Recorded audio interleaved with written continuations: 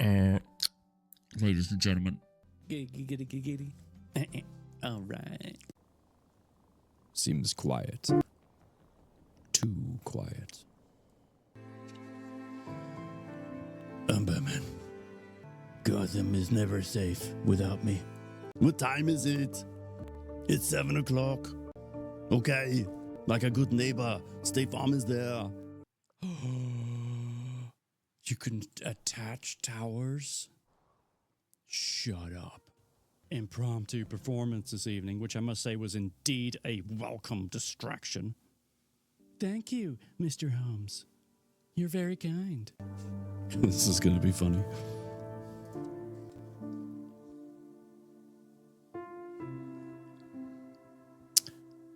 Hello.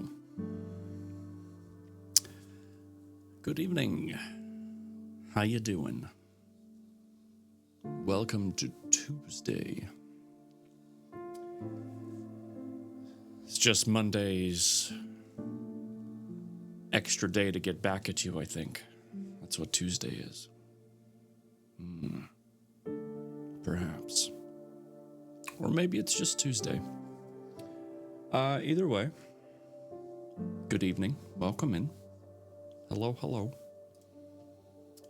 We have some exciting pages ahead of us tonight. Yes, we do. But you're like, hold on. You don't read ahead. How could you possibly know this? Well, the reason I know this is because our author is amazing. Not only has she written some really good books, one of which we're partway through right now, but she also flew from the UK over to Washington, the state of, and in her category won first place for her short story.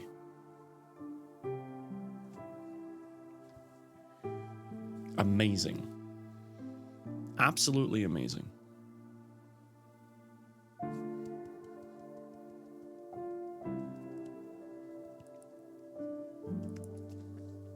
Very proud. Very happy for you. Absolutely fantastic job. And to be honest, I didn't doubt that you would win anyway, because it's just that good. I also just realized the puzzle isn't where I wanted it to be. It's supposed to be a little bigger, just like that. Okay. Yeah, so you may have noticed that my background is different. I have moved my desk, changed locations. I put up soundproofing on the wall in front of me. However, had a bit of a snafu earlier today. A bunch of the panels came off the wall. Staring at a kind of a blank space over here. I was a bit perplexed, to say the least.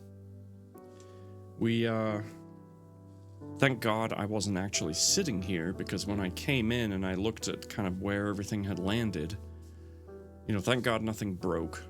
The wall's fine, the panels are okay, at least from what I looked.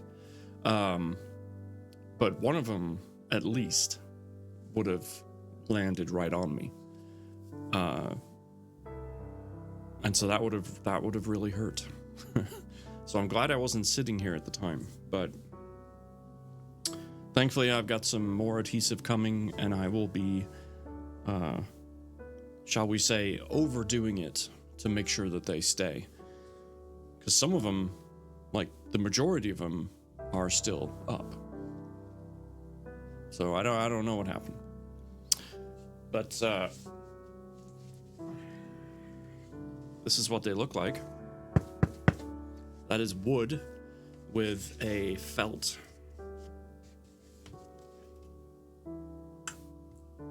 A felt backing. So if you can imagine this wood crashing down on my head or my face or whatever, that would have been a bad day. That's all I'm saying. KD, I want to say again, congratulations. I'm so proud of you and what you've done. Taking first place for your short story is no small feat. I am so glad that you took the win. Never doubted it, but still absolutely amazed. So, good job. Well done. And I'm surprised you're here right now because I am assuming you are jet lagged as ever. As heck. Jet lagged as heck.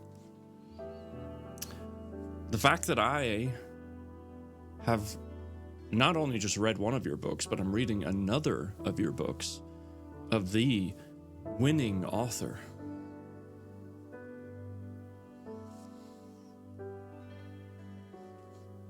It's amazing. It really is. It's absolutely amazing.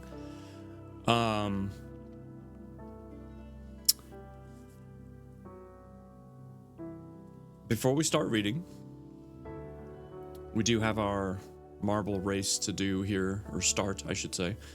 But I also owe a few workouts, right? So, my absolute pleasure. You deserve every bit of that. I hope it was an amazing time. I really do. Wish I could have been there to hoot and holler and clap and all the rest of it.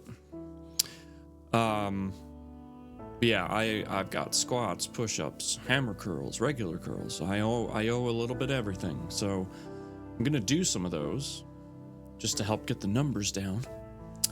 And then we'll get into everything. Okay? All right, good. Good talk. It was awesome. I bet it was.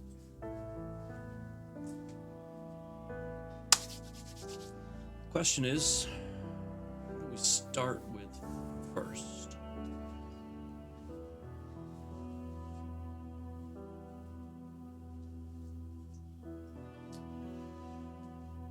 Let's go ahead and do some. I owe a lot of hammers, so we'll do those.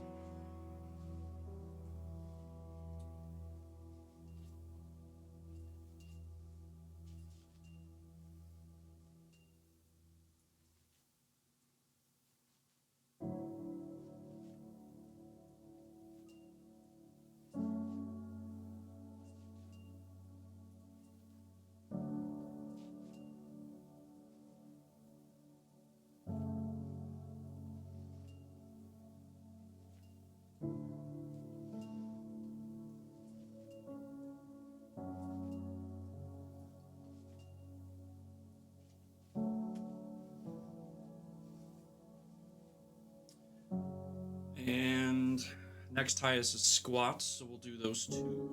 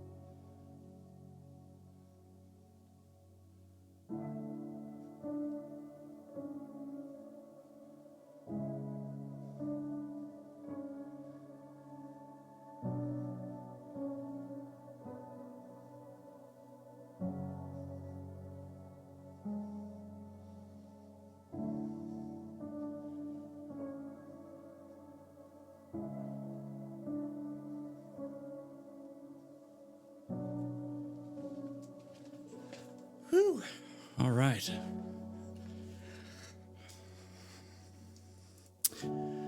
Nailed it. Okay. Let's knock some of those off the counter. Got rid of all the squats.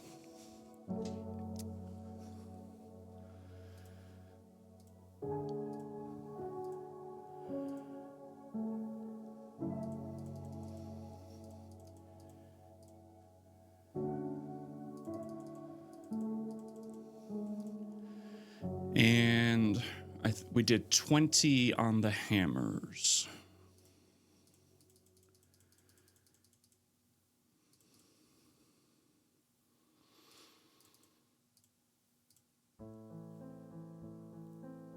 Okay, there we go. All caught up. Super bro. Thank you. Thank you very much. Super's gonna join me on Thursday when we dive into hell. It's gonna be great.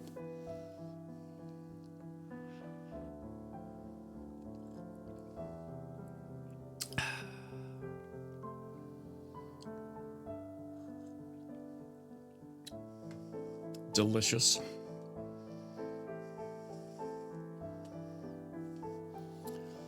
Alrighty. It's that moment you've all been waiting for. Time to get in it. You know what I'm talking about. If you want to win the marble race, you gotta be in it to win it, okay? In it to win it.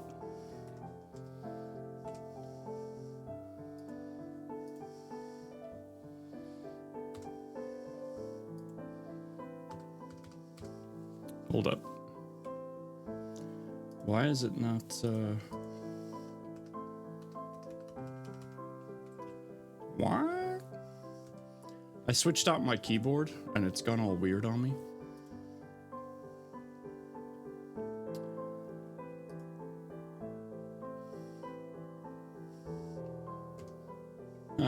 We'll just do that. Oh, crap. Where'd you go? Okay, you're over here. Woo. Confirm. There we go. Okay. I thought I'd lost the whole thing. It like moved screens on me. It scared me. Hot tub stream? Yeah, man. Hot tub stream. Can you imagine playing Helldivers while doing a hot tub stream?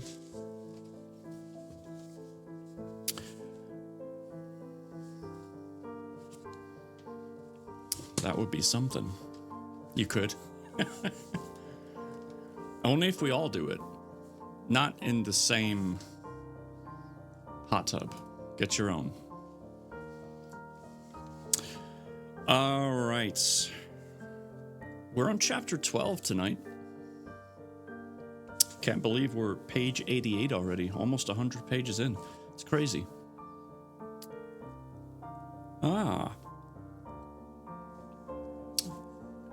Party pooper. All right, fine. You can join, but that's it. Chapter 12 is actually starting us out from Sherlock Holmes' perspective. I don't think we've had any chapters starting from his perspective up to this point. If we have, it was short. Yeah, I'm pretty sure it's either been Neen, aka Irene Adler, or Nico. So this should be interesting.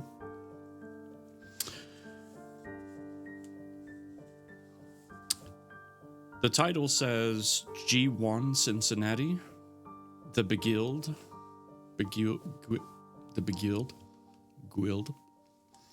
KD, I don't know if you listened to the last set of chapters I did, but boy, did I butcher some words. Laughable at times how bad it was.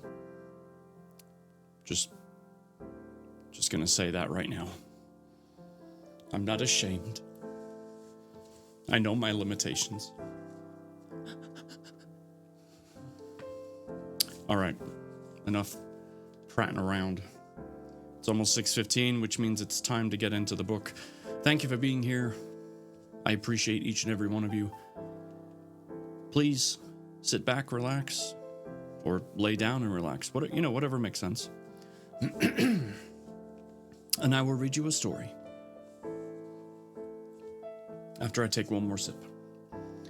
Because all of a sudden I have frogs.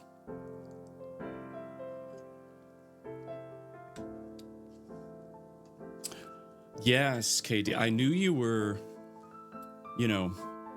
over on this side of the pond, as they say. But yeah, I wasn't sure if you were listened on the plane or whatever. You're probably trying to sleep, to be honest. It's a long flight, I know. But anyway, doesn't matter. I appreciate your support. All right, here we go. Chapter 12. Some would call it ironic that the most significant blow that had ever befallen me professionally was the abduction of my beloved boy. I couldn't shake off a sense of hopelessness and impending danger.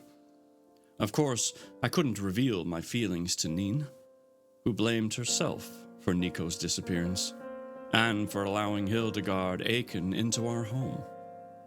My wife could barely look me in the eye, but I didn't blame Neen. No, she was an innocent victim in this charade. She had always been an excellent role model to our children. Resolute, tenacious, timeless in relevance and resilience. Doggedly, is it doggedly or dodge? I think it's doggedly.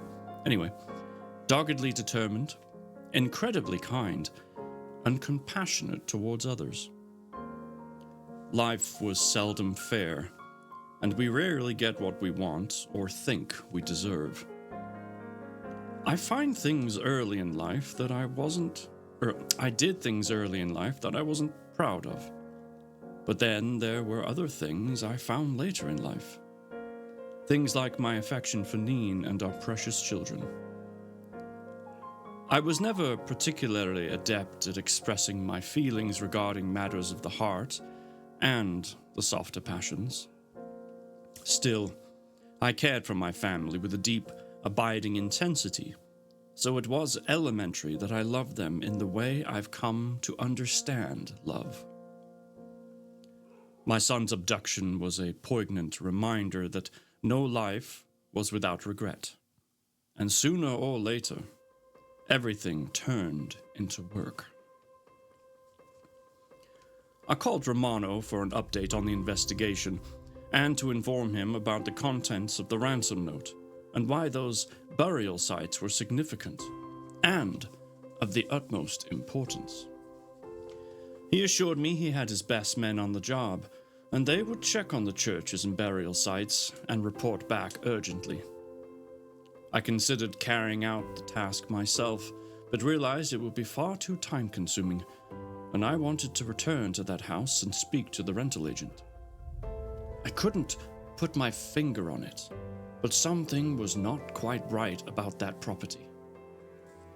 I called ahead and asked to meet Rodolfo Abati at 1 p.m., keen to check the area during daylight hours.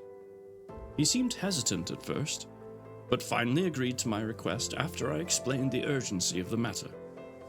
However, after hearing a brief history of the property from the neighbors, I could understand why. Neen was naturally reluctant to return to the scene of Nico's abduction, so I dropped her off in a cab at the Palincio Hospital. Nope. Placinico Hospital, to check on the progress of our coach driver before continuing my journey to 11 Vecchio Signo. When I arrived at the house at 1 p.m., the agent was already in attendance with a locksmith, busy securing the property after the external doors were boarded up the night before by the Polizia after several days of searching the home. Abati was a tall, slim fellow. His keen blue eyes sparkled brightly from behind a pair of gold-rimmed glasses, and his broad face and prominent jaw were bronzed with and glistened from the heat of the Tuscany sun. He was impeccably dressed in a three-piece pinstripe suit with a cravat and a gold watch chain burrowed into his waistcoat. He shot me a look of resignation, offering a firm handshake, brushing my fingers with a selection of striking dress rings that adorned his index and ring fingers on both hands. Abati pulled a silk handkerchief from his breast pocket, wiping both cheeks before introducing himself and removing his hat to reveal a dark, receding hairline. He then ushered me into the property. This guy seems very wealthy. All the rings and nice clothes and stuff. Abati gave me free rein to search the house, showing me around the ground floor accommodation, but refusing to go upstairs to the bedrooms, the alleged scene of the murders. Despite meticulously searching the property, I found little fresh evidence save for the cushion discarded on the bedroom floor. The room that had claimed the lives of two people struck me as odd. It reeked of mold and death, and on a hot, humid afternoon, it felt icy cold. Picking up the cushion, I inspected it closely, but there was nothing remarkable. A few loose strands of black silk were stuck to it, presumably from the perpetrator's dress.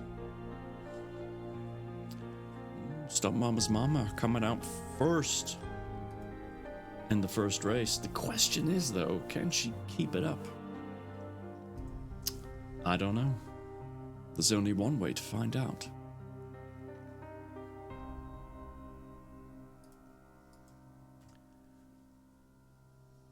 Good luck.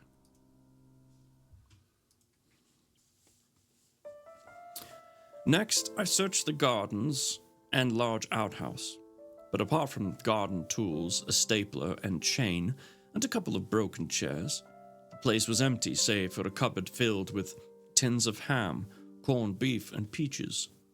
Enough provisions for days on end. After discovering scratch marks on the inside of the shed door, Abati explained that the previous tenants kept a dog that must have left the food behind when they hurriedly left the property. My inspection continued to the garden area, where I discovered 4 fresh footprints embedded in the soil. One set was much smaller than the others, most likely made by a woman or a child.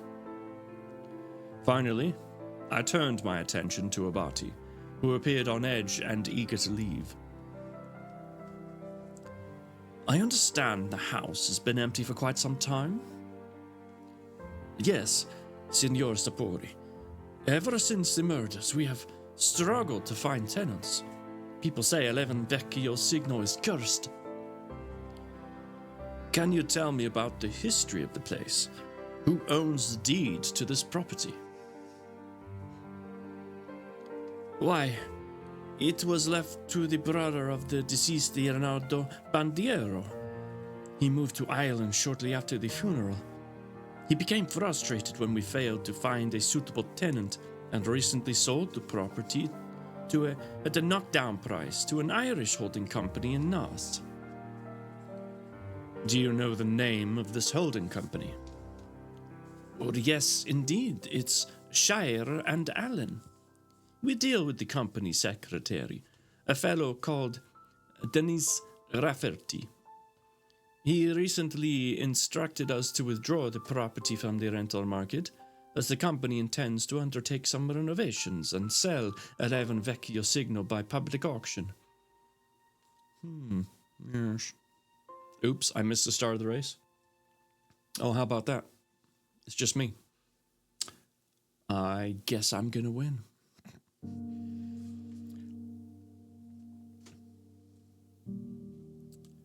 Abati shook his head.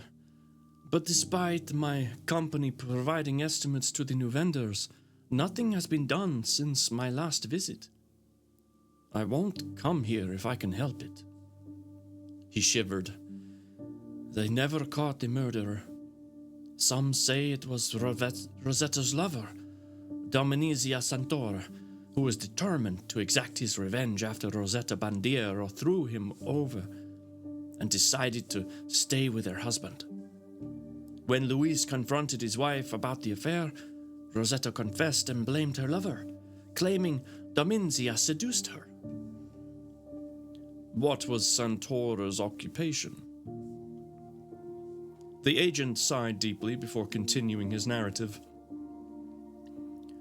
Dominzia was a carpenter, and my company employed him to replace 2 upstairs windows. Rumor has it that, with her husband at work, Rosetta and Dominzia began a torrid affair. When Luis discovered the deception after being tipped off by a neighbor, he confronted Dominzia at his workplace. According to witnesses, Dominzia vehemently protested his innocence.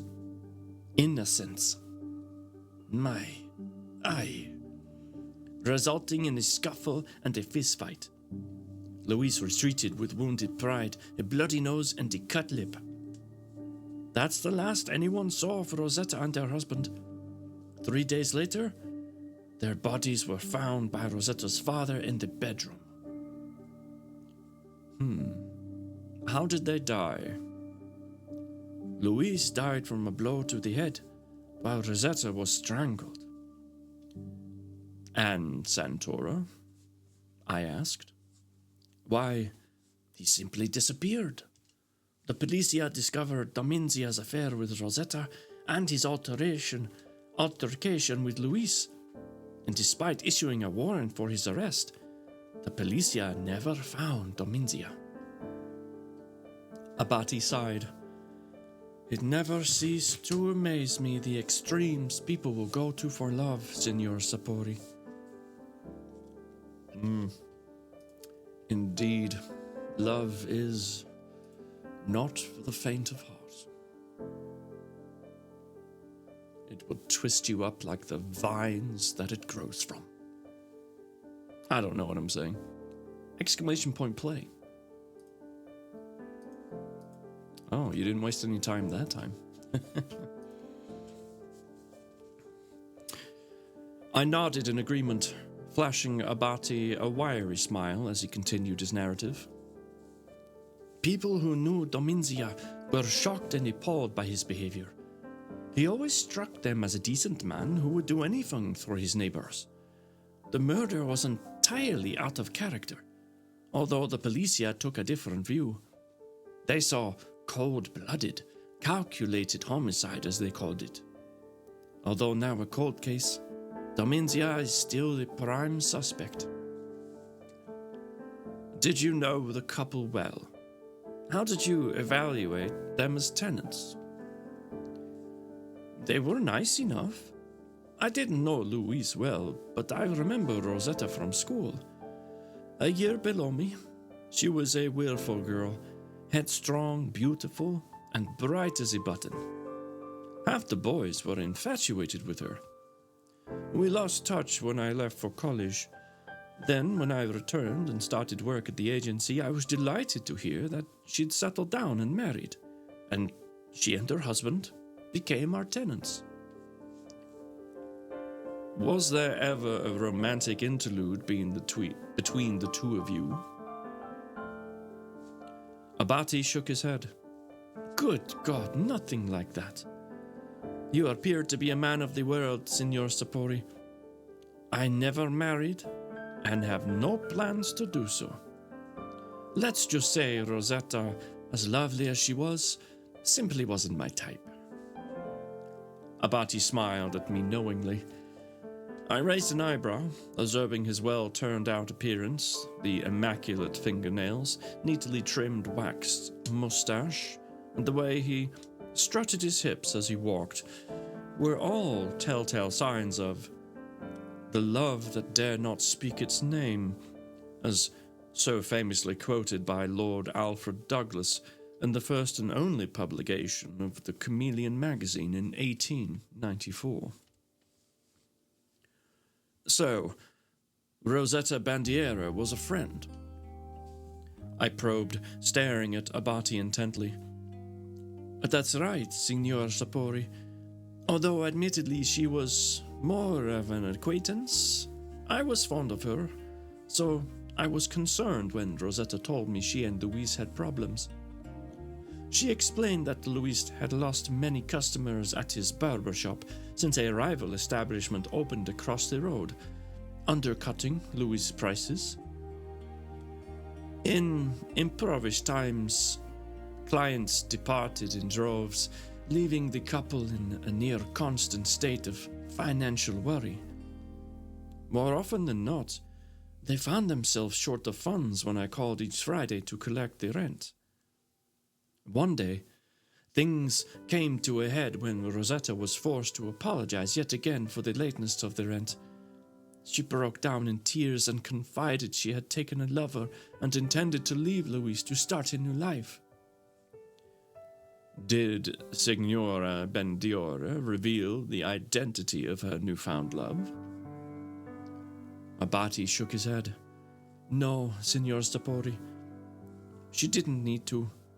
The gossip was widespread in the neighborhood that Rosetta was carrying on with Dominzia. I felt sad that my friend was garnering quite a reputation, but she would refuse to reason. She refused to listen to reason.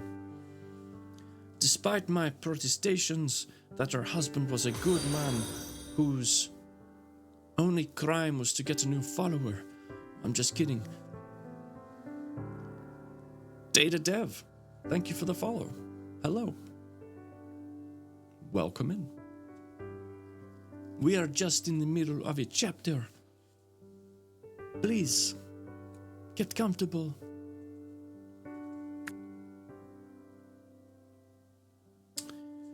Despite my protestations that her husband was a good man whose only crime was to have fallen on hard times, Rosetta dismissed my objections. She said she'd made up her mind, which was the end of the matter. She swore to me to secrecy, and I begrudgingly agreed due to our past allegiance. Abati sighed. Rosetta placed me in an impossible position because, although I had a duty to care to my employers, I also liked and respected Louise, as I explained to the Policia when they interviewed me at the time of the incident. Now, looks like I'm winning again. This next one's exciting because it's called Excite Marble. Exclamation point play. To play.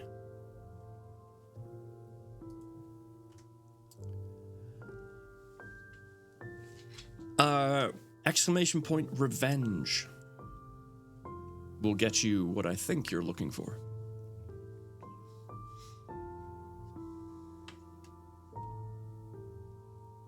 Well, play will as well.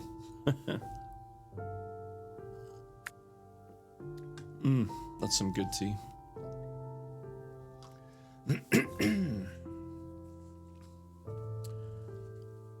Did you see Signor and Signora Bandiero on the day of the murders?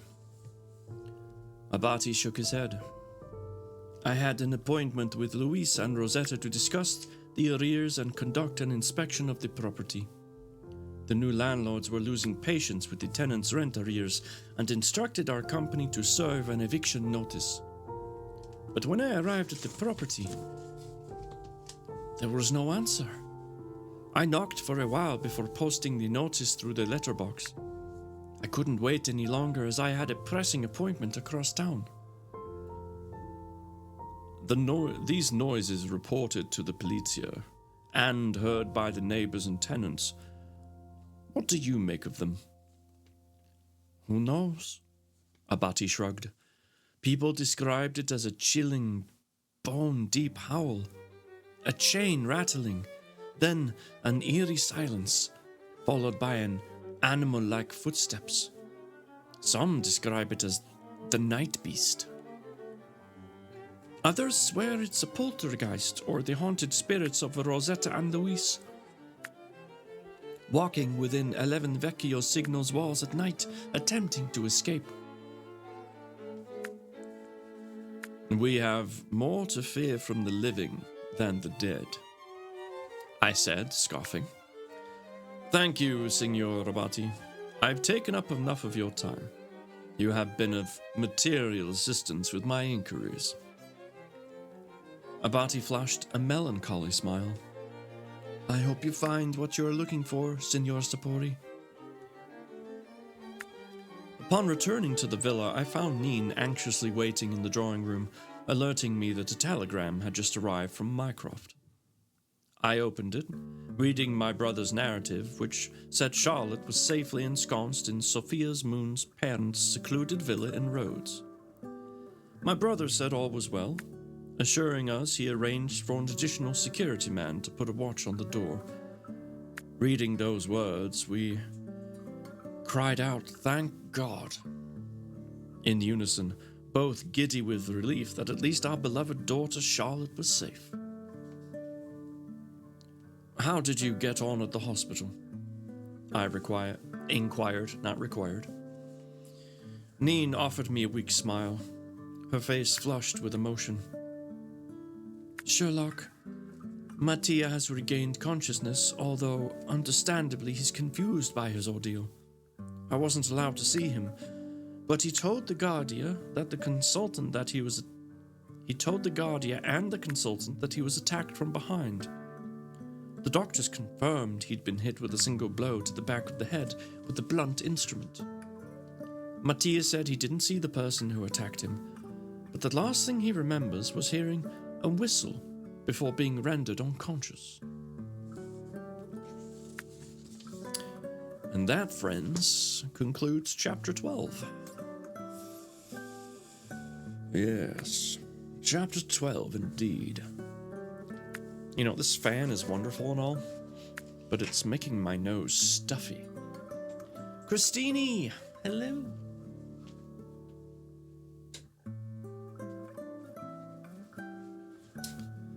Let's go ahead and turn that off. Force a hydrate. I was thinking the exact same thing. I've got my lovely hot tea right here. How are you, my dear?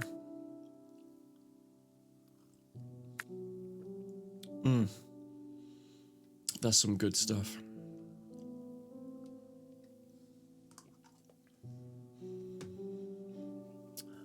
I'm boring, and I only ever drink the same kind of tea. But it is a very specific black tea that I get from a neighboring town about 40 minutes away. And then, like a true Englishman, I add milk and sugar. Just the right amount, not too sweet. But it takes off some of the edge of the tea. And then I add just the right amount of milk, 2%, because it's a little creamier. And all of that blended together, it's heaven. And it does wonders for my throat. Star Mama's mama. Although I do need to blow it now because the fan above my head has messed with my sinuses.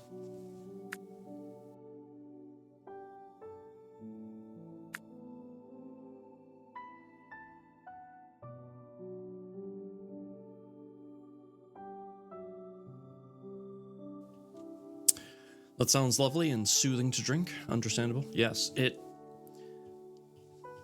I say this to everybody that I care about. If you are ever in my neck of the woods, you must stop by and I will make you some of this tea. Would be my absolute pleasure.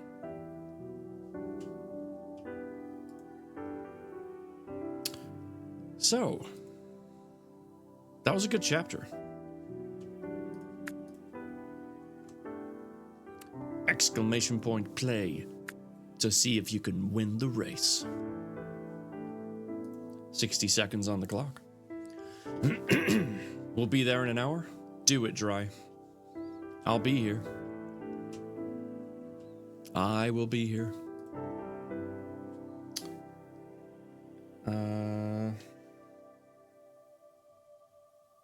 Please hold.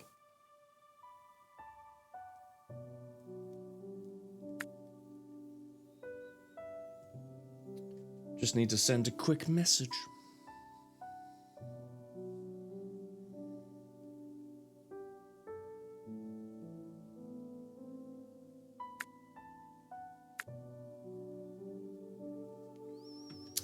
Okay. Let's see. I still owe 20 curls, 15 hammers, and 10 push-ups. Now that we're done with the chapter, I'm gonna do some of those. Gotta get those numbers down, you know? So feel free to join me if you feel like, getting up and doing a little workout or, or what, or just sit there and stare at me and, feel good about yourself while I work my muscles.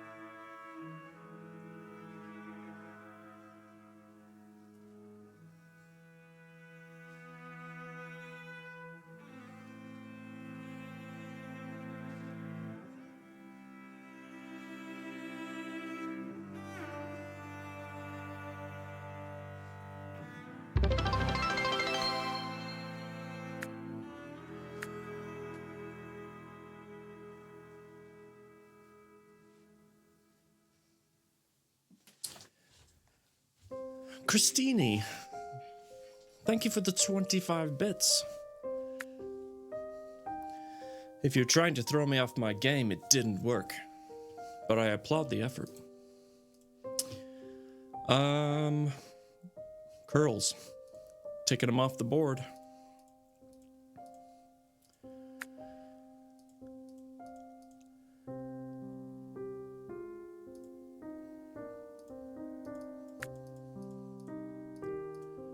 Boom. Done. It's a good thing I turned that fan off. You wanted to encourage the workout. Well, it worked. I felt very encouraged. Thank you.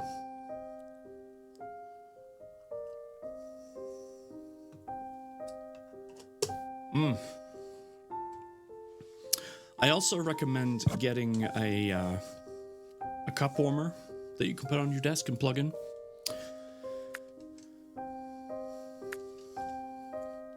Worth every penny. I use it all the time. All right. Ladies and gentlemen, chapter 13. Chapter 13 is back to Nico's perspective. So Nico, for those of you that need a little catch up, Nico is the son of Irene Adler and Sherlock Holmes. He has been kidnapped and, according to the chapter title, he's experiencing alta ansia, high anxiety. So relax as I read English and vaguely read Italian. Grazie.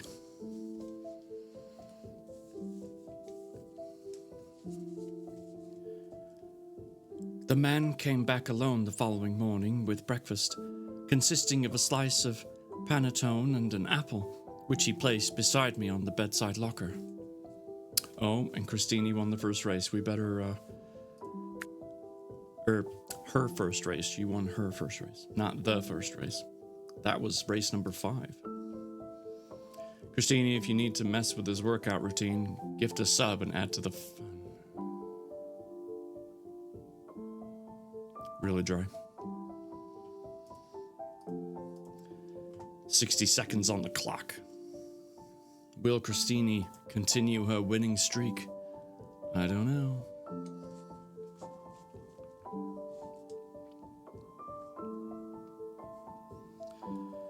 Forgive my meager offerings, but it's the chef's day off, he said, chuckling at his joke.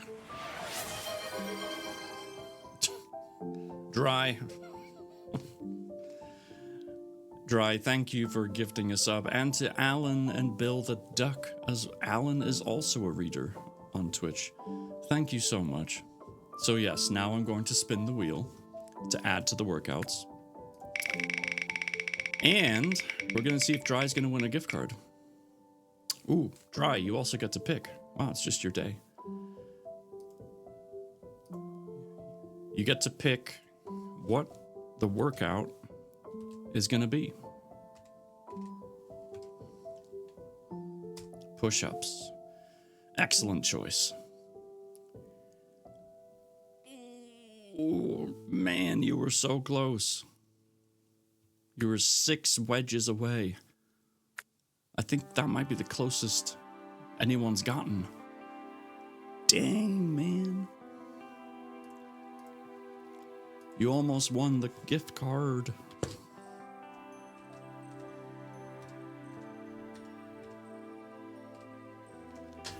All right, now I owe 15. Wonderful. Thank you, Dry, for gifting that sub. That was very kind of you. Right.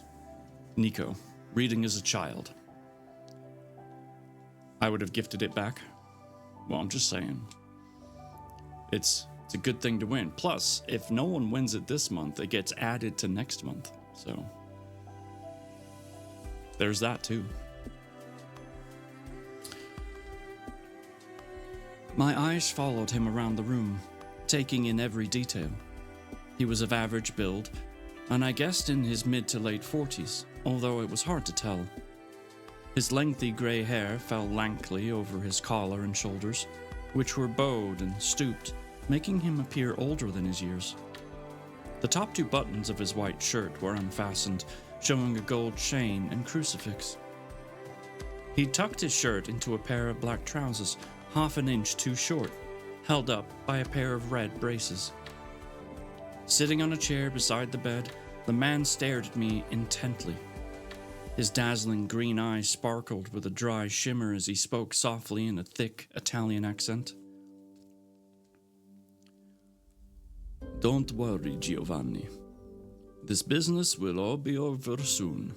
You'll see. My name is Nico, I replied indigently, although I have yet to learn yours. When will I be released? The man stared at me before his face broke into a lopsided grin. I could smell whiskey on his breath. Nice try, Nico. I cannot divulge my identity, but you may call me Gino. His smile deepened, observing my perplexed expression. When my father arrives, this will not end well for you or your accomplice, but if you let me go, I'll ask my father to go easy on you. Gino's face soured, and his expression turned grim. Enough of that talk, for goodness sake. Don't let my boss hear you. He gestured towards the door, shaking his head. You'll make her angry. Believe me, it's best not to do that. He appeared to consider saying something else for a moment, but then let it go. Gino sat back in his chair, removing a packet of English cigarettes from his pocket, lighting one with a match of Vesta's, and blowing circles of smoke into the damp air. His gaze traveled up towards the smoke, remaining there for some time as he shifted in his seat. His fingers twitched on the cigarette packet in a rhythmic tapping motion. There are so many questions, young Nico, but you must know I can't answer them. He paused momentarily. Look, I shouldn't be telling you this, but the powers that be intend to move you somewhere more comfortable. He glanced around the room. As alluring as this place is, I'm confident you'll be happier with the new arrangement. I sensed Gino wasn't telling me the whole story. His lack of eye contact and constant fidgeting, as my father said, were all classic Rexters. I mean, classic signs. Rexter, thank you for giving us sub to Stunt Papa. My guy, how are you? That was super kind of you. Thank you. Damn fingers. They just slipped. Click stuff. I get it. I mean, it happens to me too. Oops. See? I just spun the wheel. Gosh. I guess I'll just have to add push-ups. Oh well.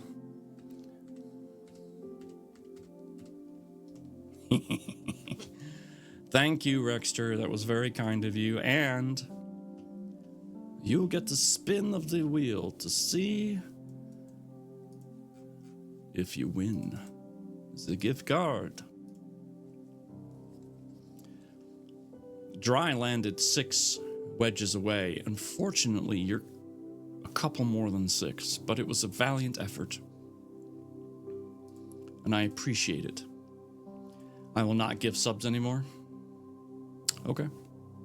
No one has to give subs, sir. I appreciate your honesty.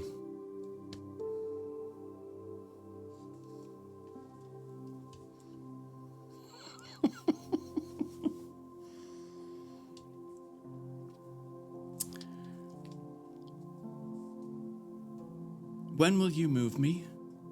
I asked. Maybe tomorrow, he shrugged. Or the day after.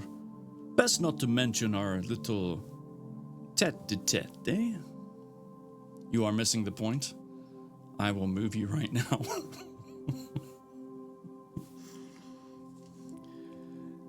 Sorry, did you guys see something? No? Okay. He gestured toward the door, placing a finger on his lip. What am I supposed to do in the meantime? Why, we sit tight, Nico, until the money arrives, which should take no more than a few days. Trust me. And I promise you will be home soon, safe in the bosom of your family. In the meantime, I suggest you enjoy your breakfast. I'll return shortly with butter, milk, and bread. Sit tight, little soldier. Christine, you won. Good job. I'll put you a little higher on the leaderboard. But is it enough? I don't know. Now that Rexter's here, everything could go downhill.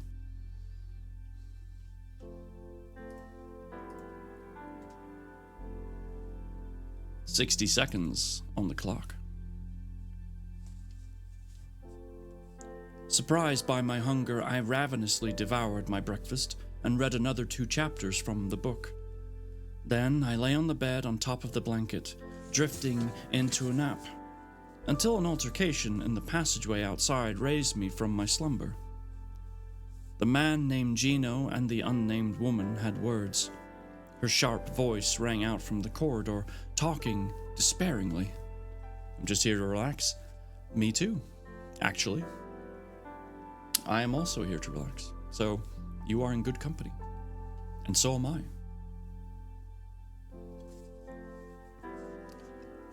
I want out, Gino protested.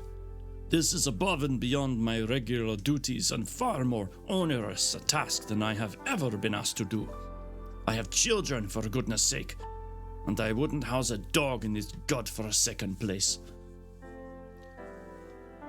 You would do as I say, the woman said. You're neither with us or not. You're either with us or not. It's your choice. But it will be the worst for you if Bob gets wind of this. You know how much Operation Whistle means to him. The man is remorseless. If you rat out, then there are consequences. Simple as that. Pull yourself together. And remember, you're doing this for your wife and children.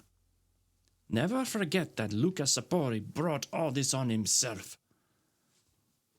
I just want it to be over, and for that boy to be returned to his family like we agreed, Gino said. The woman cackled, speaking in a lighter tone. Of course. Bob and I gave you our word, didn't we? And have we ever let you down or lied to you? No, Gino asserted, his voice low and intense. Come then, let me take you for breakfast and a cold beer. We have a full day ahead. My mind raced as I listened to their narrative. 2 questions lingered. Who was Bob, and what was Operation Whistle? I sat back on the bed, holding my breath until the footsteps disappeared from the passageway and became a distant echo. Whoever this Bob was, he appeared to have a personal vendetta against my father, although it still wasn't clear if they knew my father's true identity. These thoughts bewildered and scared me simultaneously. I miss my mother holding me close, singing softly in her beautiful contralto voice, reassuring me everything would work out fine. And hydrating.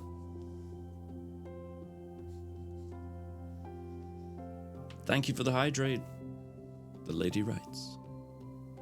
Technically, the lady clicked, because, well, never mind.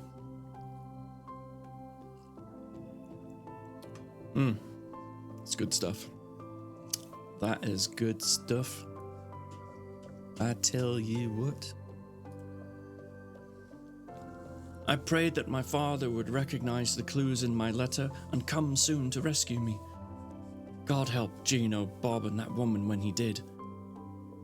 I opened the book and removed the pen hidden in my shoe. Not to be too obvious and raise attention, I wrote the words Shilling and Hewley Street on the sleeve, knowing that my brilliant father would pick up on the fact that there were code names, before closing the book and placing it under the pillow. And that was chapter 13. And again, that was from the young Nico's perspective, which is why I talk like this. I tell you what, sometimes it gets difficult to remember all the accents.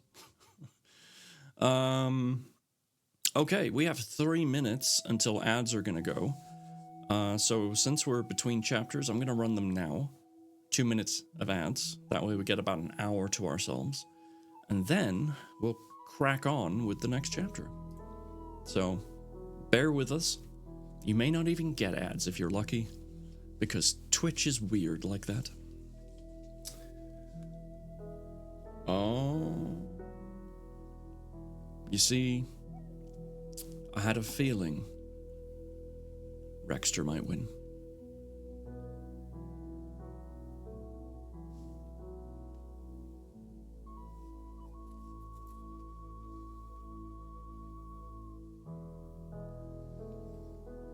Good job, Rexter.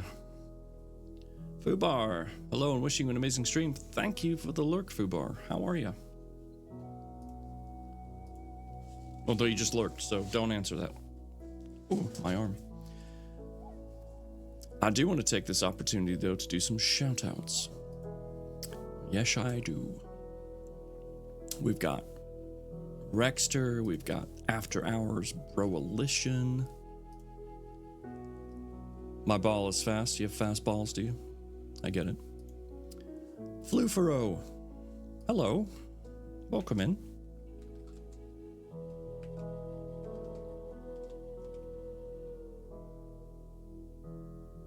Hold up.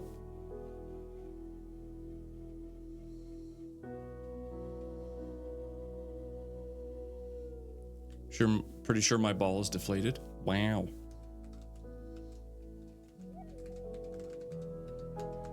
Back up. I'm back up. I'm scared. I'm scared. Oh no, I'm very scared. You should be scared.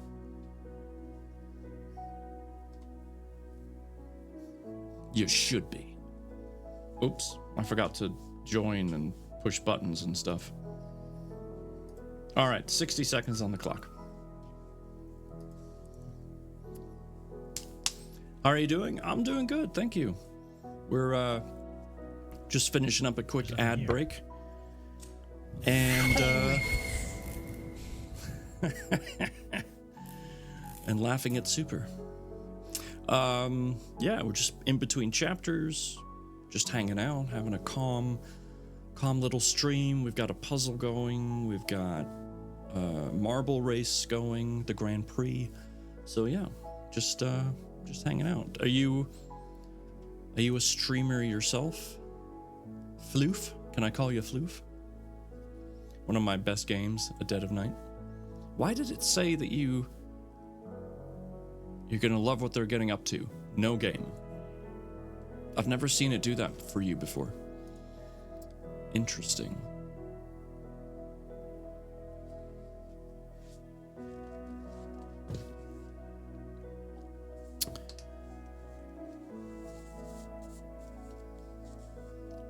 Also interesting is the next chapter. So, for those of you that didn't know this from last time, we met for most of the chapters that we read the antagonist who is behind the whole thing. And this is another one of his chapters. Chapter 14 is from Robert Barrett's perspective, entitled Alianza Difficile, Uneasy Alliance. Floof is totally fine, yeah. Followed you through Raji, I think. Thought I would check out the stream. Cool. Well, thank you. So you do stream a little bit? Is that what I'm hearing? Work When I hear Wiggler. talk about pizza, not really. But I'm sure you're gonna tell me anyway. Never mind, it's too cheesy. Too cheesy. Cheese. Thank you, Rexter. Work Wiggler, hello. What mic are you using? This is a... I mean, there's not much to see other than what you're seeing here. It's an Active X... Or not Active X. It's an Active Dynamic Logitech mic. I forget the whole title of the thing. I could look it up. But yeah, it's a active dynamic mic. It's what I use for streams, for work, for my voiceover stuff, all my voice acting. And then I've got a Rodecaster Duo mixer sitting in front of me as well that helps out. So it's good stuff. Well, welcome in, by the way.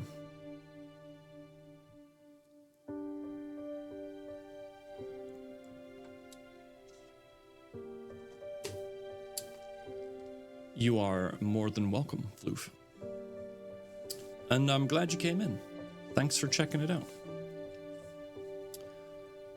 Exclamation point revenge to learn more about the book we're reading and the author. Exclamation point play to jump into the marble races. And exclamation point puzzle if you want to do the community puzzle that everyone can do together. Which Super started, seems to be abandoning. God, Super. Canadians. Been following for 9 months, 14 days, and 23 hours. Dang. Has it really been that long? Man, time flies, doesn't it? You're helping Rhino? Well, he does need help. Don't tell him I said that. 2 years, 8 months, 28 days. Dang. All right, I'm getting distracted. I am squirreling. Chapter 14 starts us off on page 100 in the printed copy. Oh, KD, are you still here? I was trying to figure out what nationality Robert Barrett is. I pegged him as English, and that's just kind of what I went with. But I wasn't sure. I couldn't quite decipher. Or are we not meant to know? Okay, English, yes. So I figured with a name like Robert Barrett, it sounded, you know, English. Okay, thank you for letting me know. KD Sherringford, by the way, folks, is the author of this book. So please, any questions you have about the story, she's the one to ask. Don't ask, how does it end? Because she's not going to tell you.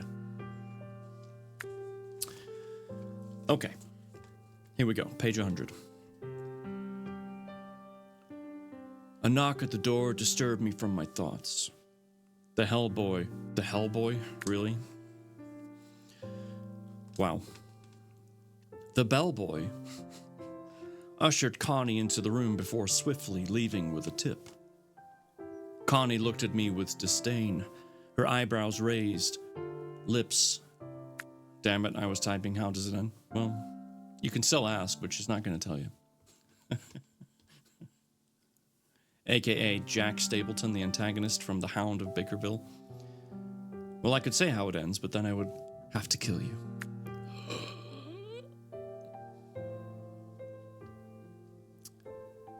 The Hellboy rides large goats in the dry.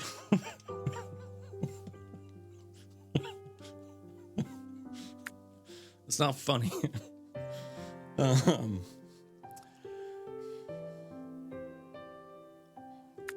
Okay, back to the book. Her eyebrows raised, lips parted, revealing 2 gold teeth. She struck her hand against the table in an impatient gesture. Our situation is becoming increasingly difficult. The nets are closing in, Connie said, speaking in a thick, German dialect. I wonder if Connie is the gal. I'm not very good at German accents. I don't know why. I can't get it in my head as to what it should sound like. Or at least, I don't think I can. Anyway.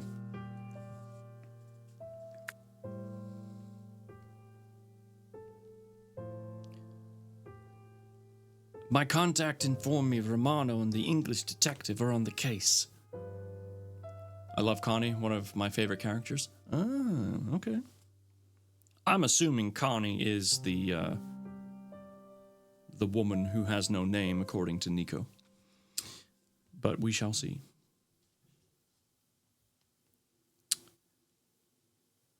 The Policia will discover our hiding place soon. We have no choice. We must move the boy. I nodded in agreement, gesturing towards a hardback chair in the corner of the room. Connie sat down, accepting the tumbler of whiskey I pushed towards her. She took a swig from the glass, downing the amber nectar in one, wiping her mouth with the back of her hand. I refilled the glass from the decanter and sat back in my chair. Sie sollten Deutsch lernen. Fargen Newton. I can maybe do it as a male, but trying to do it from a female's voice, I've never done that before. I think it would be hard for me. Anyway.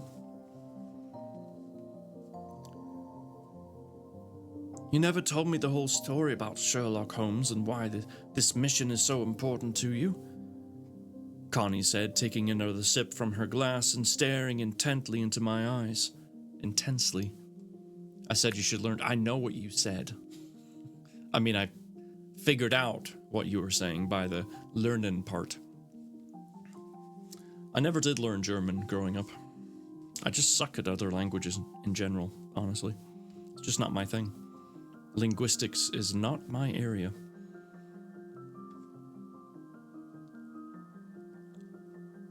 What happened between me and the detective is personal. Connie raised an eyebrow. Sure, I'm curious, that's all. Don't worry, Bob. Nothing will go wrong as we keep Peppo in the dark. The less that man knows, the better. He's already getting itchy feet. Agreed, I said. You and Peppo will move the boy tonight. Put a sedative in the lad's milk. That should make the transition easier. Tell Papo not to divulge the boy's identity to the driver. This is most important. Connie glanced up at me, pushing the empty glass to the edge of the table. There were hollows beneath those watery gray eyes that moved furtively around the room. Dark circles, no doubt caused by lack of sleep. I knew she couldn't rest until she'd seen the job through to the bitter end. Whatever anyone said about Connie, she was a consummate professional through and through. She was utterly unimpressed by social standing and wealth, despite the fact she had always craved a healthy dose of the latter. Why the cloak and dagger? Don't you trust us? Connie asked slyly, tilting her head to one side as she stared at me curiously. Her slightly crooked lips curled into a sardonic smile, revealing a hint of hostility that made me wonder what she might be thinking or, indeed, have to hide. I shifted my gaze to meet those watery eyes. Papa won't let us down. He has too much to lose. I added empathetically. Of course I trust you. I trust you both. It was on my tongue to tell Connie that she, Peppo, Emilio, and the driver, Eduardo, were the only ones privy to my secret location in Lombardy, where the boy would soon be safely ensconced. Let's have another drink, I said, filling the tumblers again from the decanter and raising my glass to Connie. To Operation Whistle, I said. Connie slowly raised her glass, flashing me a sardonic smile before repeating the sentiment. I sat back in my seat as my thoughts returned to the task. Moving the boy was inconvenient. I didn't want to bring him to the stables in Lombardy, where there were many prying eyes. But Connie was right. If Romano and Holmes were onto us, then we had little choice. Our designated driver, Eduardo Balducci, was already known to me. He'd been carefully selected for the job by the man who had become one of the most trusted confidants, the mafia agent Emilio Rodriguez, widely known and feared in Italy as El Resolver, the man who gets things done. As our friendship grew over a sumptuous meal and a bottle of the finest claret at his villa in Lombardy, Emilio told me a little of his earlier life, which was disturbing and incredulous in equal measure, given his bleak upbringing. Emilio was an imposing 6-foot-tall, dark-haired man with a handlebar mustache and a distinct scar under his left eye. Born in Salerno in 1856, his Italian mother, Cecilia, died in childbirth, which had a devastating effect on Alejandro, his Spanish father, who became a broke man, culminating in mental health issues. It all became too much, and one day, after putting a Hessian bag over his head, Alejandro shot himself through the head, leaving his son an orphan to be placed in various unsuitable foster homes. The hell? Well, I don't know if you heard that, but that was another panel that just fell. Oh, I hate this wall. With a passion. I hate it with a passion.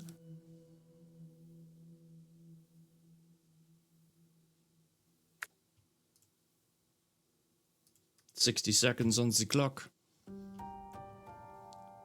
Did the oh, yes, it did. Hello. There we go.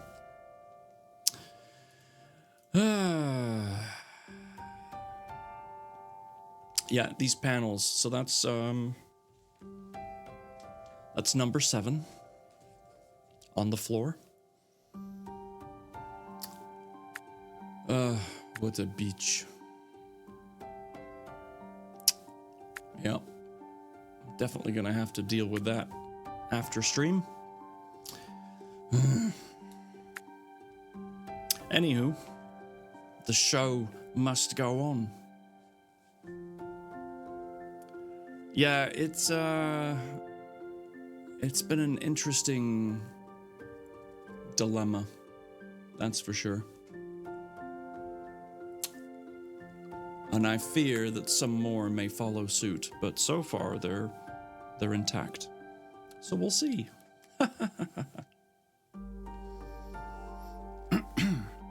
Anyway, I've completely lost my place. Foster homes, found it. Neglected and ill-treated, Emilio faced a grim future until one day he was thrown a lifeline by the local Catholic Church's priest, Father Joseph Mancini, an academic who noticed a spark in the boy. Thanks to Father Joseph, Emilio received a decent education. He left school at 15 and took up a clerical position at the local library. By the time he was 18, Father Joseph secured a full bursary for Emilio, enabling him to study for a degree in business studies and law at the University of Naples. After graduating with honors at 21, Emilio was exempted from national service and conscription due to the savage blows to his left eye and ear inflicted by one of his foster parents, resulting in total deafness in his left ear. He undertook various menial jobs before securing a position teaching economics and business studies at a local school in 1895.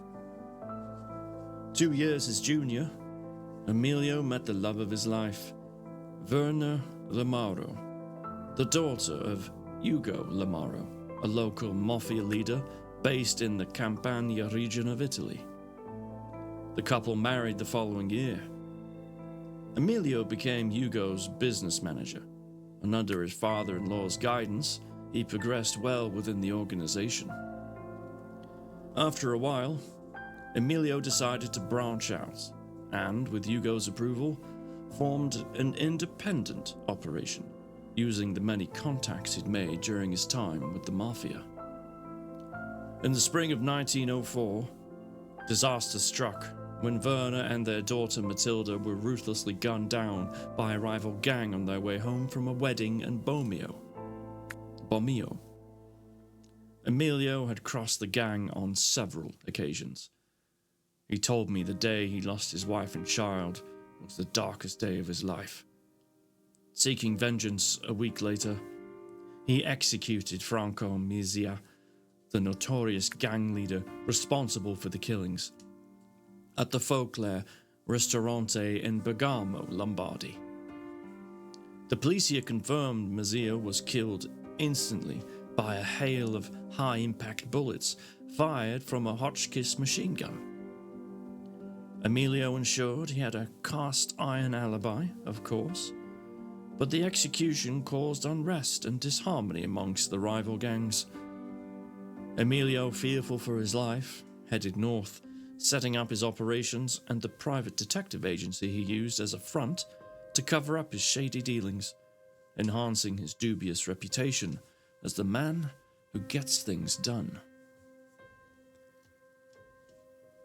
Sitting here in quiet reflection, sipping from my glass, I realized that I couldn't afford to trust anyone, not even the loyal, subordinate Peppo Barbria, who came highly recommended by Emilio, who told me that while Peppo was no Einstein, he was nevertheless savvy, cunning, and reliable.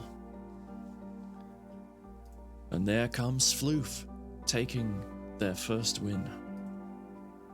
Congratulations.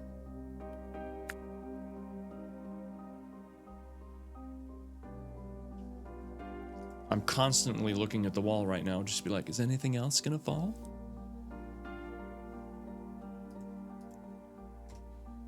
These panels are heavy.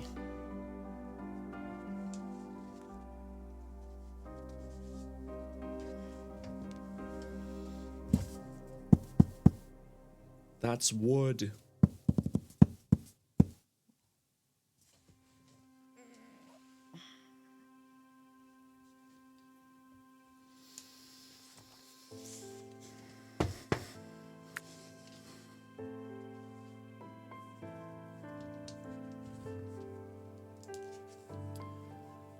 As for Connie, observing her trademark raised eyebrow and mocking smile as she drained her glass, I wouldn't put it past her to stab me in the back. An intimidating woman, Connie Gilgeher nie Rosenbaum was not a person to be trifled with. Her parents, Otto and Helga Rosenbaum, migrated to Ireland from Germany 20 years ago. They succumbed to typhoid on the boat journey, leaving Connie an only child, aged 16, to fend for herself. She was a beauty in her youth, until alcohol, drugs, and tobacco later ravaged her looks. When Connie's husband and my right-hand man, Seamus Gallagher, died unexpectedly in mysterious circumstances, she took over my protection racket, running operations with an iron rod, never one to suffer fools gladly. No one crossed Connie. Our operatives were terrified of that icy and acid persona, unkindly referring to her as the Black Widow. They complained she was an unwelcoming, joyless husk, almost impossible to please. I'd witnessed the most brutal men reduced to tears after a dressing down from Connie. Admittedly, she had proved a valuable ally over the years, a perfect partner for the task. After Connie left, I showered and dressed in readiness for my assignment across town at the Excelsior Hotel, where I'd booked a reservation under the name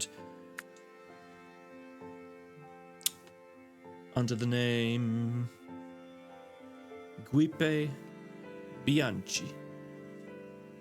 And it was there that I had arranged to meet the enchanting Miss Aiken later that evening. And that's the end of chapter 14. So, a little bit more about our bad guy. Now, for those of you that don't remember, Miss Aiken, or Aiken, or however you say her name, I forget, was the nanny to Neen and Sherlock Holmes' kids. And that's why Neen feels guilty, because she was like, yes, she's the one. But of course she couldn't have known. She had no idea.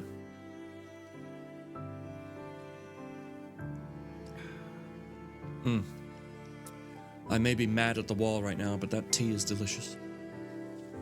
Actually, speaking of the wall, I do need to check one thing, just to make sure I'm not gonna die.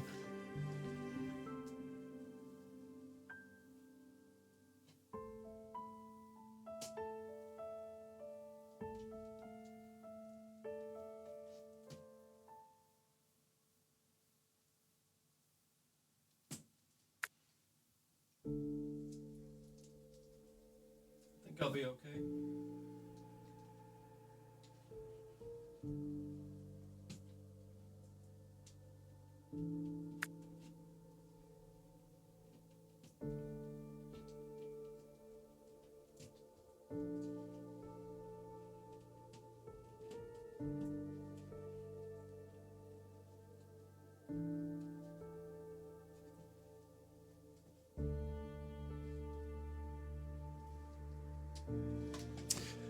All right.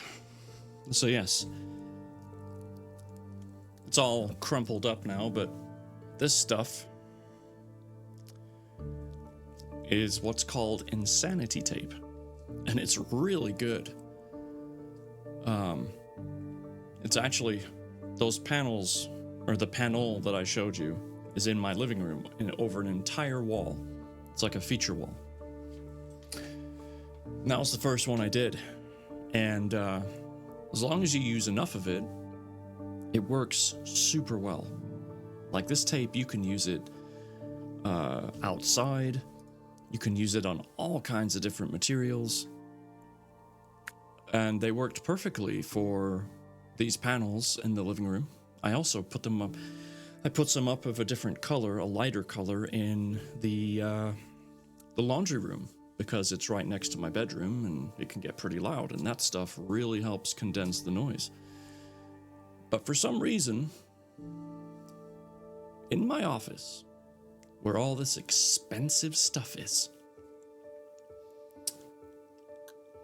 having issues. Luckily, I've just had 2 rolls of it delivered, so... Oh, it's gonna get used all right. That much I can guarantee. Anyway, that's enough side story. What time is it? 7:23? 35 minutes on ads? Perfect. That was a good little chapter. About to start race number 12, the circuit.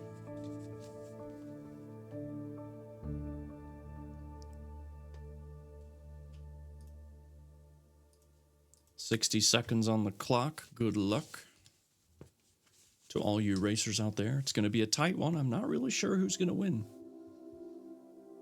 It's kind of hard to tell. Sometimes it's me. Sometimes I get surprised and it's not me. All right, we have chapter 15 here, which is a very short chapter. It's like 2 pages, basically. So, let's do it. This one's from Nico's perspective again. Indizi Velati, Veiled Clues.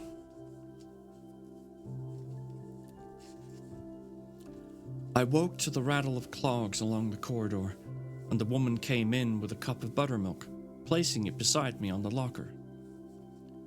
"Drink this," she snapped. "Gino will return shortly to collect the empty cup." She glanced around the room with suspicious eyes as my heart thumped wildly in my chest, praying her attention would not be drawn to my book of notes. She muttered something under her breath before turning around and leaving the room. I picked up the cup, wondering if the woman was trying to poison or sedate me. It was out of character for her to come to the room.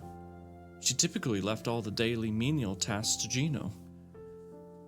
The milk smelled funny, so I had no intention of drinking it. But what would I do with the liquid to avoid suspicion? Hearing footsteps approaching in the corridor, I ran over to the commode and emptied the milk into it, firmly closing the lid and replacing the cup on the bedside locker before Gino entered the room. "I'll return within the hour. Be ready," Gino said, picking up the empty cup. "Where are we going?" I asked. Gino laughed. "I can't tell you. I can't tell you, Nico, so please don't test my patience. However, I will say that the journey will be short. We'll arrive at our destination soon, where you'll be accommodated in more amendable surroundings." Later, when Gino returned, I feigned drowsiness as he helped me put on my shoes and jacket. We took one last look around the room that had been my prison for the past few days before Gino gently put his arm around me and guided me towards the open door. As we reached the passageway, Gino stopped for a moment. "What about your book, young Nico? Should we return for the Count of Monte Cristo?" "No," I muttered sleepily.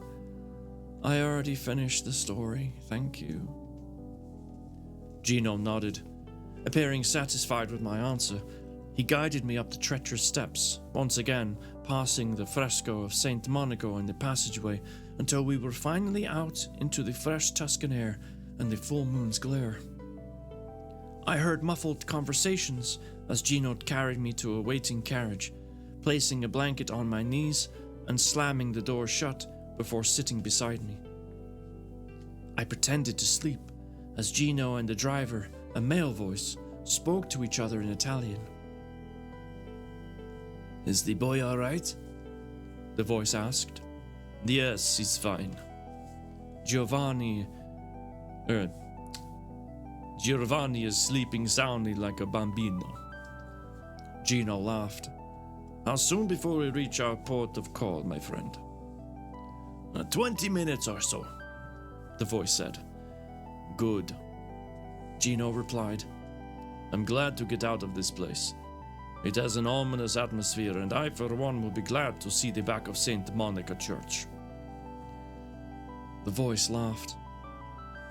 Why is Parmiro not with you? Connie has gone ahead. She'll meet with us later. Many thoughts were whirling around in my brain as we began our journey to my unknown destination. From the sound of it, I was destined to meet the woman named Connie again. I wondered if the mysterious Bob would finally appear, and if my father would find the clues and crack the whistle code. I had no idea what it meant, although I sensed it was something far more significant than my abduction. And that was the end of the chapter. So, the boy was right. They were at a church, as he assumed all along. Hopefully, the great Detective Sherlock Holmes was able to decipher which church.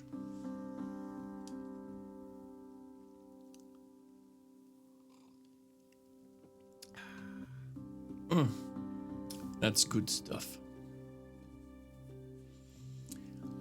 You know what the problem is that I just realized? In order for me to properly secure the panels back on the wall, I'm gonna need to move all my monitors.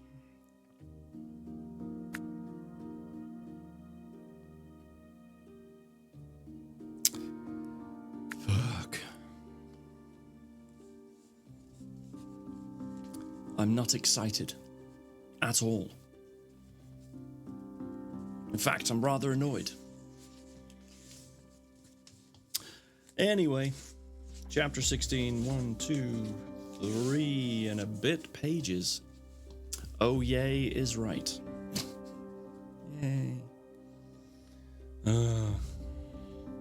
I mean, thankfully, unplugging the cores and just plopping them down on the floor behind me is not a big deal. But, you know, I was good with things being set up, you know? I was happy.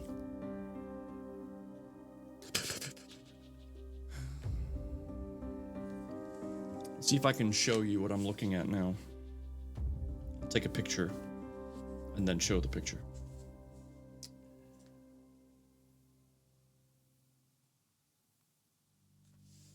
Okay. Let's see if this works. Yeah, you can kind of see it.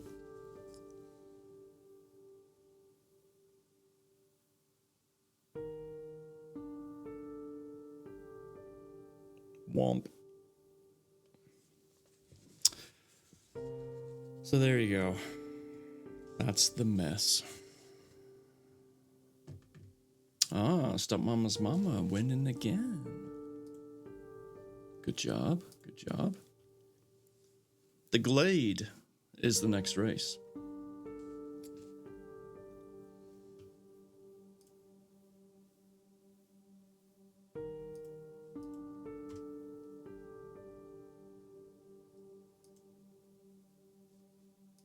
"60 seconds on the clock. Red Thorn. Red Thorn, are you joining us on Thursday? There's no truck driving. It's 100% hell diving. Me? Yeah, I don't think I have any conflict. Fantastic. Oh boy. I can't wait. Enough of that. Right. Chapter 16. This is from Sherlock Holmes' perspective. Oh. Il nascondiglio. The hiding place. Hell diving? Yes. Normally I would do American Truck Sim. I've got the wheel, I've got the 3 monitors to get that surround feeling. But I've decided that, well, gosh, I just like blowing things up. That was just the teaser. All right. And we haven't done bugs or robots in a while either, so.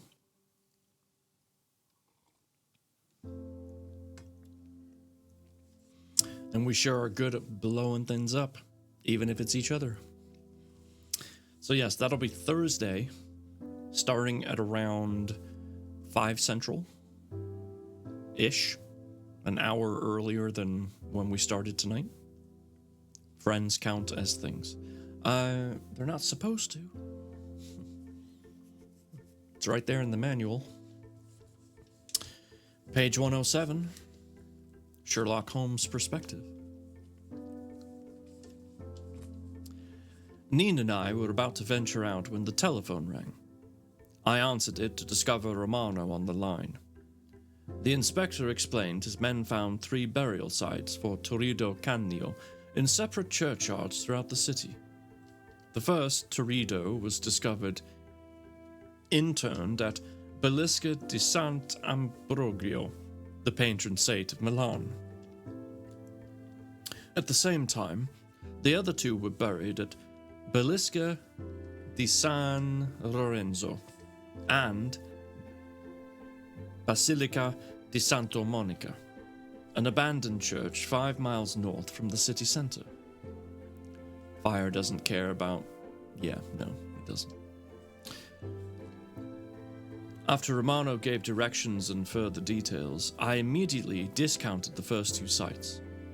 I arranged to meet the inspector and his men on the old, disused San Monaco church grounds after reassuring me 2 of his men would check out the remaining sites as a precautionary measure.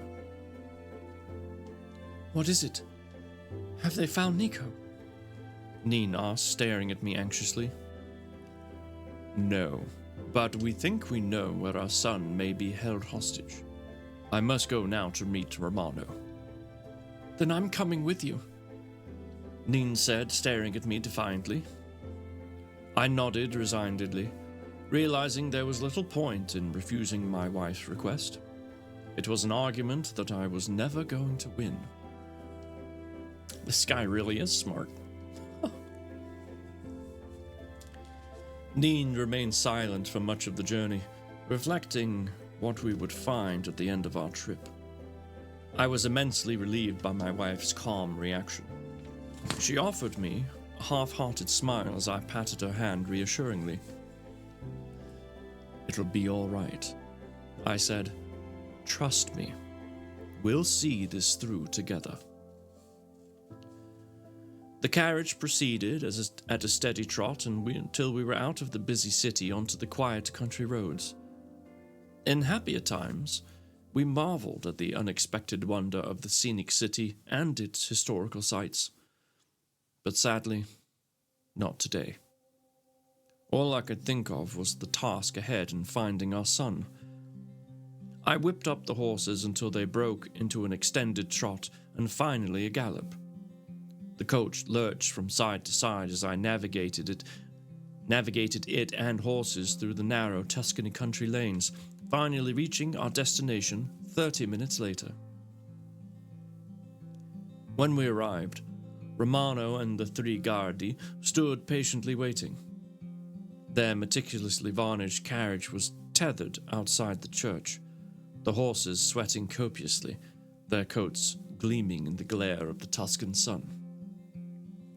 A Guardi searching the small private graveyard shouted out, waving his arms and alerting us that he'd discovered the raised headstone of Torrido Canio, who, according to the inscription, died 50 years ago. He pulled up a clump of weeds to reveal the outline of the grave. As I glanced around the graveyard, it appeared the church had been abandoned some time ago. Observing the derelict state, the boarded-up windows, the overgrown gravestones, and the moss-covered flagstones, it was a bleak place, considering it had once been a place of worship. I shuddered at the thought of strangers bringing my son here and what fate had befallen him. The only signs of life were carriage marks and several fresh footprints in the soil. We followed the prints. 2 were masculine, and the third a woman's made by some type of heel, likely from a pair of clogs. The prints ended abruptly at a large oaken door adjacent to the church's side door. there were no sign of Nico's footprints, suggesting he may have been carried by one of the assailants. A fresh-faced Guardia pushed open the door, which made an unearthly sound as it creaked slowly back on its hinges. We found ourselves staring down steep stone steps, crumbling in places. I gestured for Neen to stay with one of the Guardi, explaining it wasn't safe. She nodded in agreement, looking as though she was about to faint. The Guardia guided her toward a bench before I descended the steps with Romano and the other 2 Guardi. They shone their torches to help navigate our passage down the treacherous steps, each thickly coated with moss and outlining fresh footprints. As we made our way downwards towards a passageway, I saw the fresco of Saint Veronica, and I knew then, without a shadow of a doubt, that we were in the right place, although judging by those footprints, I was very much afraid we were already too late. We entered an inner chamber and discovered another open door with a padlock on the outside. And Redthorn is the winner. At least, for now.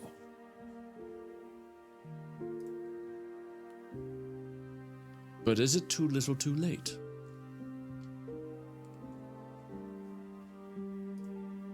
I guess we'll have to see.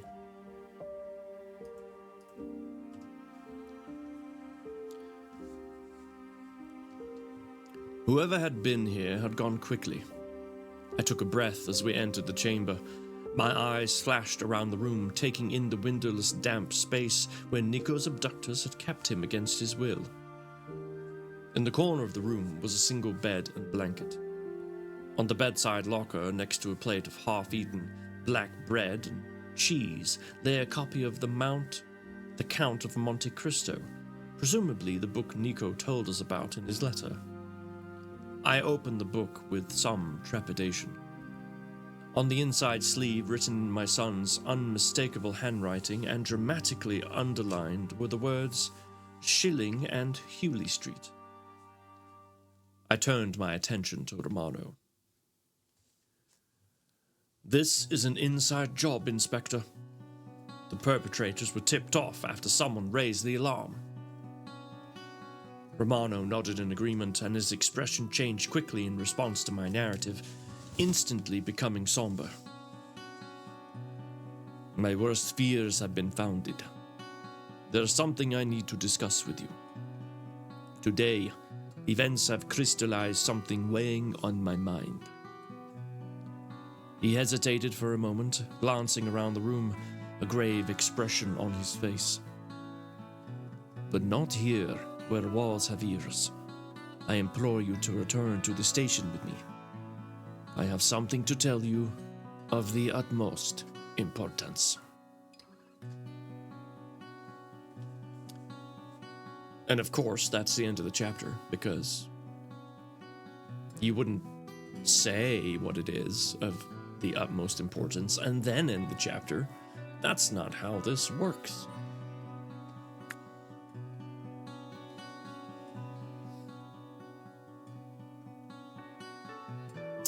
Well done, K.D. Sharonford. Well done indeed.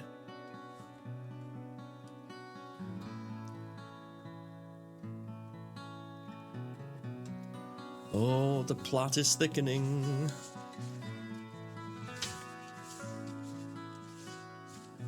It is getting so thick, soon we may not be able to walk through it.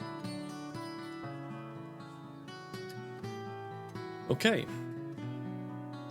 Well, I think, as far as chapters go, I think that's the perfect place to leave it for tonight. There's a nice cliffhanger there for Sunday when we come back.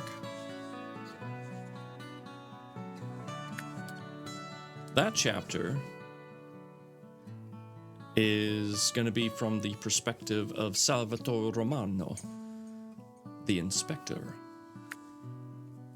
So yes, that should be interesting. Thank you. I love a cliffhanger. Don't we all?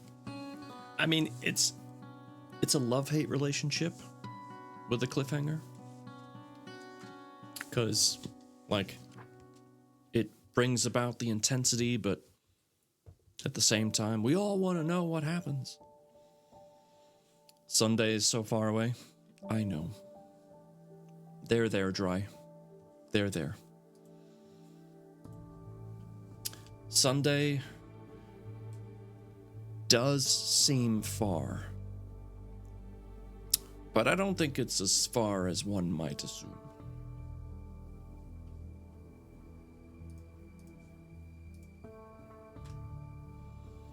Two more races left, and Super's working on the puzzle. I must say, I don't know where I'm pointing at the screen, like you can see what I'm pointing at.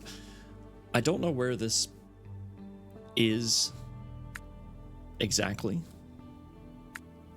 but my goodness, do I want to be there right now.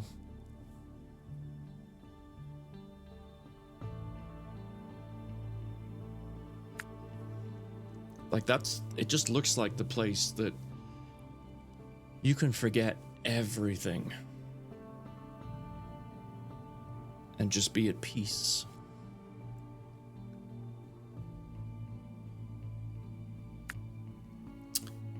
Yep.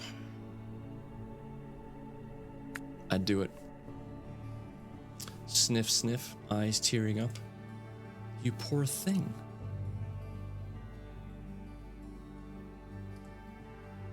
It'll be okay, Dry. Dry those eyes, Dry.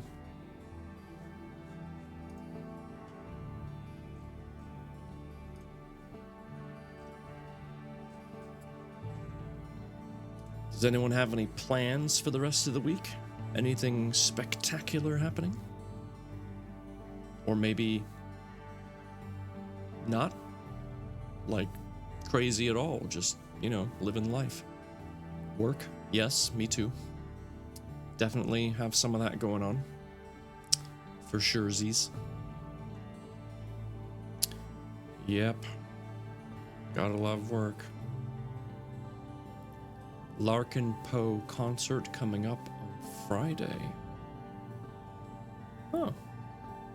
Well, that reminds me. Working on the next quilt. Ooh, nice. Sleeping? Yes, KD, I quite imagine. Hopefully be signing a contract for a 6-month position. Let's go, Super. That's fantastic. Fingers crossed, sir. I may fix a toilet.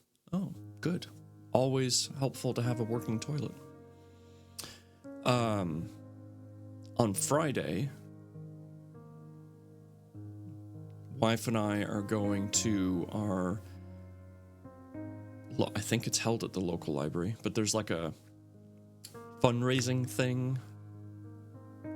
We made a donation, and so we get to go to the event at the library.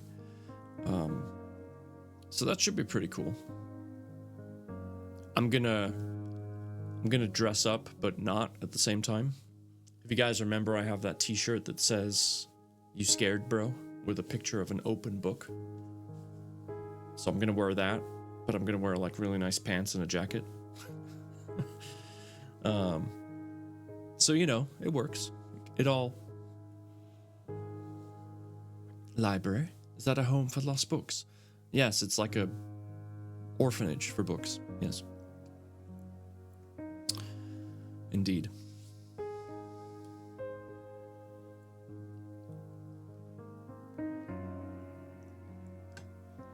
Well, glad you're going to wear pants. Who does that? And why is library spelled with the middle R? Library. Library. Like, no one says library. It's library. That's how people say it. Library. The English language. I swear. It's the worst. You say library. Library. Can you imagine if I was talking about saying this the other day. Can you imagine if we actually spoke words in how they are actually spelt. I'm trying to remember, what was the one example I had? I can't think of it now. It's gonna drive me nuts. I mean, there's the obvious ones like knife, knife. Will you pass me the butter knife, please? But there was another one, and I can't think of it now. It's driving me nuts. As soon as stream ends, I'll remember it, and then it'll be too late. You like a book orphanage? Yes. We should all just say biblioteca. Xylophone? That wasn't it, but wow, that would be interesting.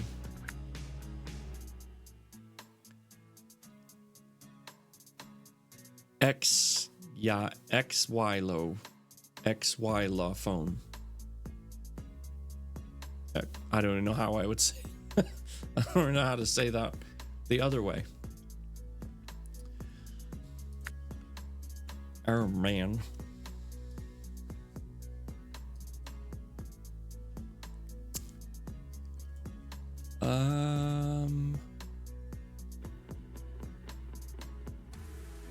Oh boy.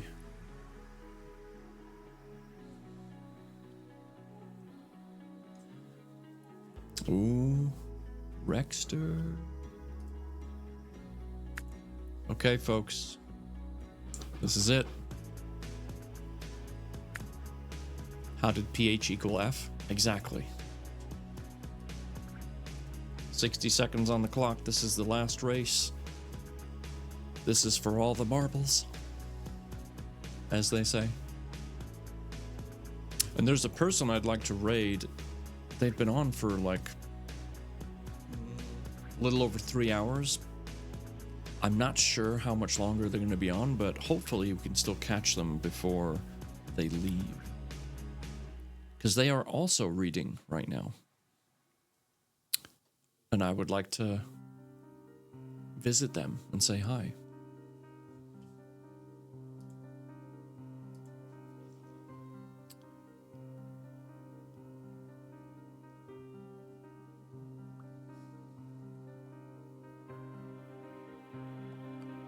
Has anyone else got any other weird words that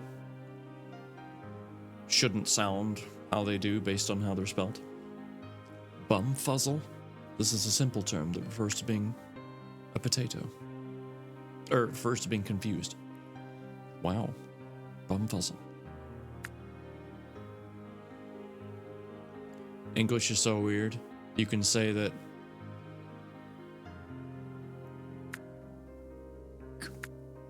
yeah.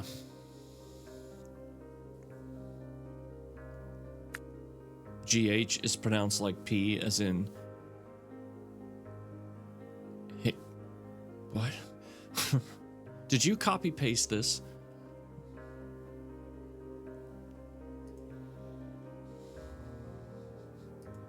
Maybe. Maybe. Who wants to know?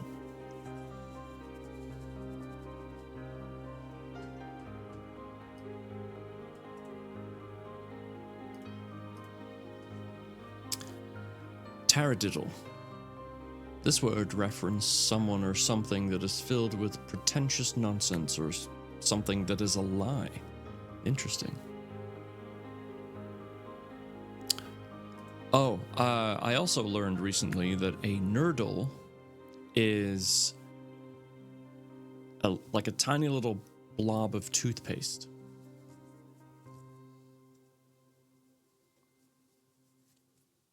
So next time you mention to, you know, whoever you live with that you're gonna go brush your teeth, just be like, I'm just gonna go use a nurdle of toothpaste. I'll be right back.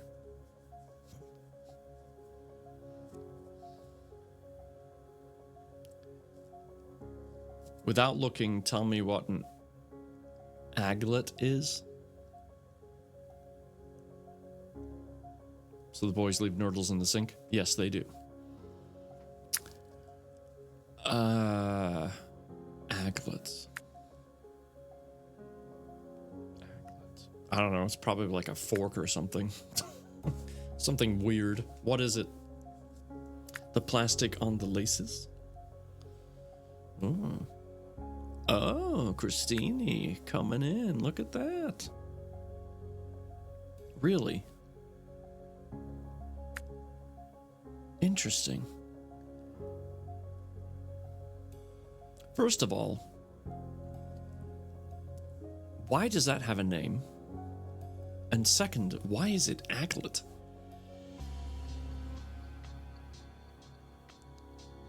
Aglet. It's what stepmama used to call her brother because she couldn't say Alex. I'm gonna have to try and remember that one. Hey, stepmama, did you talk to Aglet lately?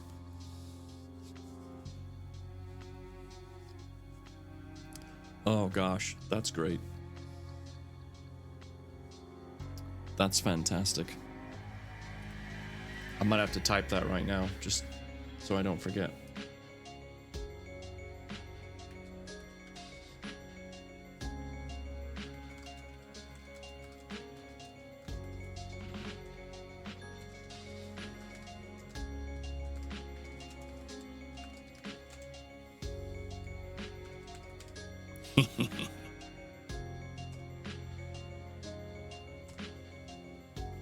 I think Aglet is older than the monkeys. Oh. I hate that map. It's going to come back to her.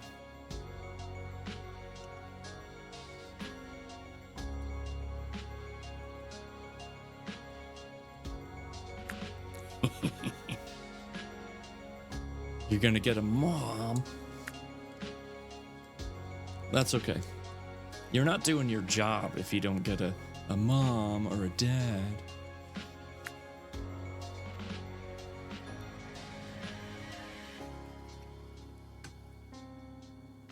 Ooh, stepmama's mama. Taking first place. Hi, Corgi, by the way.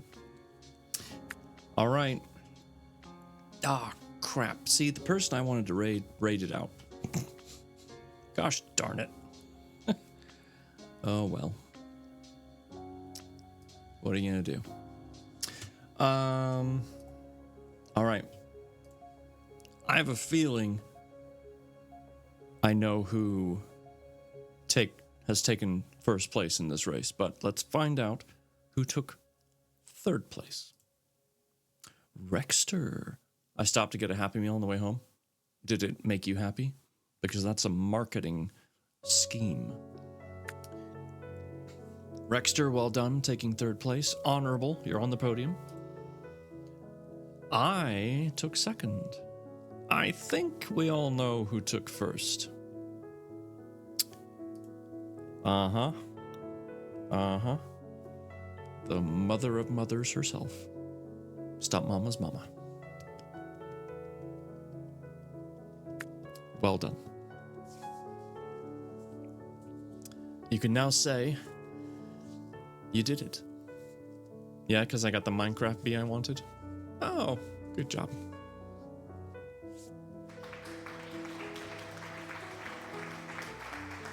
Well done.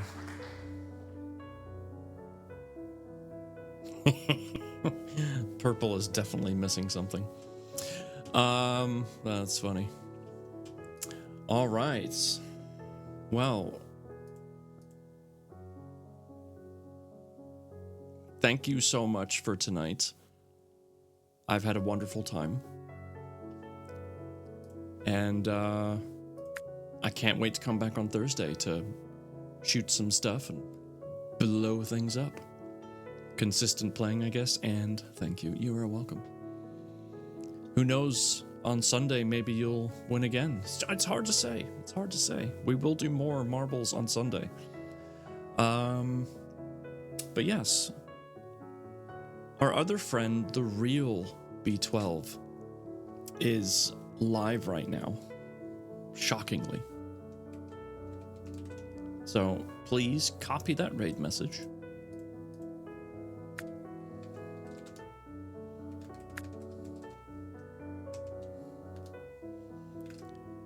and we will go say hello to B12.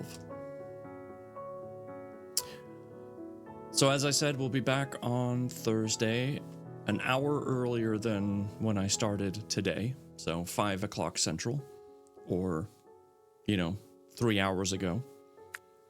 But yeah, thank you for being here. Thank you for the gift subs as well. It's very kind of you. I appreciate it greatly. For the new friends that came in, thank you so much for being here. I hope to see you again. We'll do more reading on Sunday. We read Sundays and Tuesdays at 6 Central, 2 hours ago. And on Thursdays, we come in a little bit sooner to play some games. And then we actually read a different book in Discord after that. So that's kind of how it all works. But anyway, thank you so much. I hope you all have a wonderful rest of your week.